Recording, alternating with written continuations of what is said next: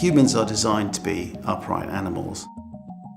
Anybody who has quadriplegia or paraplegia, that is, they lose use of their arms and legs, they can use Rex. It doesn't matter, they don't have to have a spinal cord injury from trauma, it can be from an infection, it could be from a neurological condition. The mechanism to be able to stand, to walk, to be the right height, to have that social interaction, but also to exercise, because if you're in a wheelchair, it's very difficult to exercise effectively.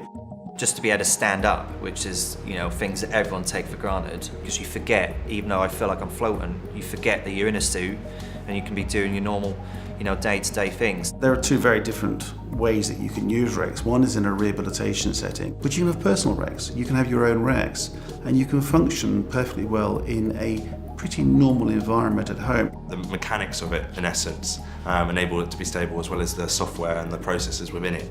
And it will also do all sorts of activities. So it will not only walk forwards and backwards, it will turn, it will shuffle, it will sit, it will stand. You can break down function as well, so you can stop at certain movements and work on certain parts, which becomes a really useful therapy tool. Being able to be upright in a Rex and have your hands free, so you can use your arms and shoulders and do stuff normally, is a huge benefit. There's different activities you can do with gym balls, from stuff with your arms, and you can be lifting, because even if you lean to one side, the machine isn't going to tip over, so you've got a safety guard in that. If you're not motivated, you don't want to do stuff, and then you're just going through a downward cycle. Whereas what I've noticed with Rex is people get in and then suddenly get a kind of new burst of life and want to keep going and doing a lot of activity, which is what we want to see as physios. The effect of even just a short period of time of being upright, moving around, walking in the Rex lasts for anything up to 4 or 5 days afterwards. So in the long term, having the ability to come and have a Rex session once or twice a week might be enough for people then to have a very significant change in their quality of life in the long term. If I get out my wheelchair and I sit on a normal seat, I kind of lean to the left, because I've got a curvature of the spine happening. Obviously when you're in that, that keeps you up and straight, and it's comfortable. Even though I can't feel it, I say it's comfortable.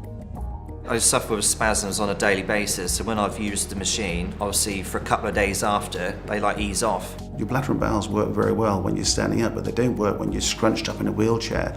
So being able to stand and walk and move around allows you to have much better bladder and bowel function, which is a major issue for patients with spinal cord injury.